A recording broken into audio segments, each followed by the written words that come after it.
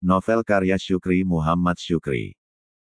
Baru kusadari, ternyata sepeda buatan Inggris ini dalam kondisi masih baik, selama ini hanya kurang perawatan. Kupandangi kilap rangka sepeda yang diterpa cahaya lampu minyak, pelan-pelan aku pun terlelap sampai pagi. Pagi itu, sebelum terbit matahari, aku sudah turun dari buntul DDCR dengan mendorong sepeda hitam. Pakaianku modis, mengikuti tren remaja masa kini, berbeda dengan penampilanku sehari-hari. Kemeja putih motif garis-garis, dipadu dengan celana yeye, dan sepatu kulit warna hitam buatan Bang Yunus. Tekadku, ingin tampil beda, tampil modis dan trendy di acara peresmian pernikahan Adi dan Dewi. Pak Guru, tiba-tiba terdengar suara seorang anak memanggilku. Iya, ada apa?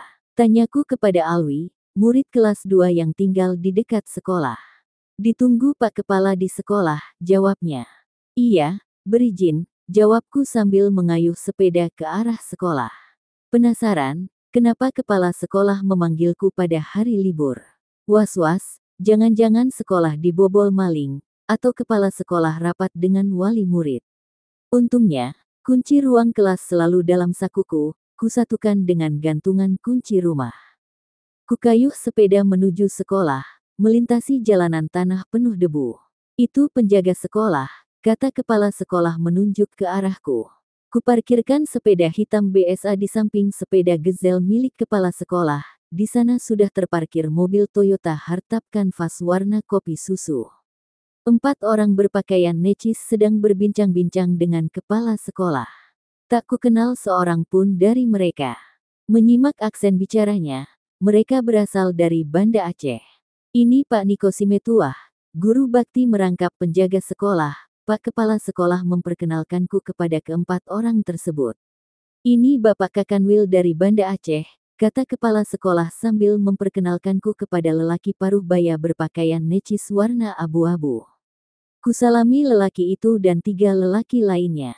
Lelaki berpakaian necis warna abu-abu itu, ternyata big boss pendidikan di Aceh.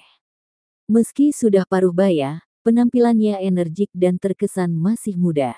Rupanya, kedatangan mereka dalam rangka inspeksi, meninjau kondisi sekolah dan guru di daerah terpencil. Hal itu kuketahui, ketika mereka mengajukan beberapa pertanyaan, salah satunya jumlah guru. Berapa jumlah guru? Tanya lelaki berpakaian abu-abu itu.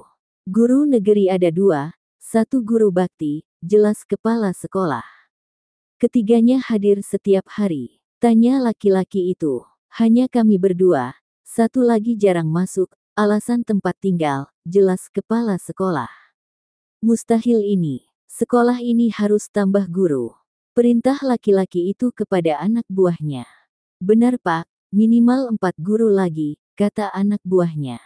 Terakhir baru ku ketahui, lelaki tambun itu ternyata kepala Kandepdikbud Kabupaten. Rekomendasi kepala sekolah, siapa guru yang akan ditambah? Tanya lelaki itu kepada Pak Kepala Sekolah. Pak Niko ini, dia guru paling rajin, kata kepala sekolah memujiku. Ijazahmu apa? Tanya laki-laki berpakaian abu-abu itu kepadaku. SPG Pak, jawabku. Kamu mau jadi guru negeri? Tanya laki-laki berpakaian necis itu. Siap Pak, kataku. Ambil salinan ijazahmu 2 lembar, perintah laki-laki itu. Membungkuk memberi hormat, langsung kupacu sepeda kembali ke buntul DDCR. Sumringah, hari ini dapat durian runtuh. Hatiku berbunga-bunga, cita-cita menjadi guru negeri sudah di depan mata. Memang, rezeki itu datang tanpa diduga-duga. Barangkali, inilah hikmah dari deraan batinku selama ini.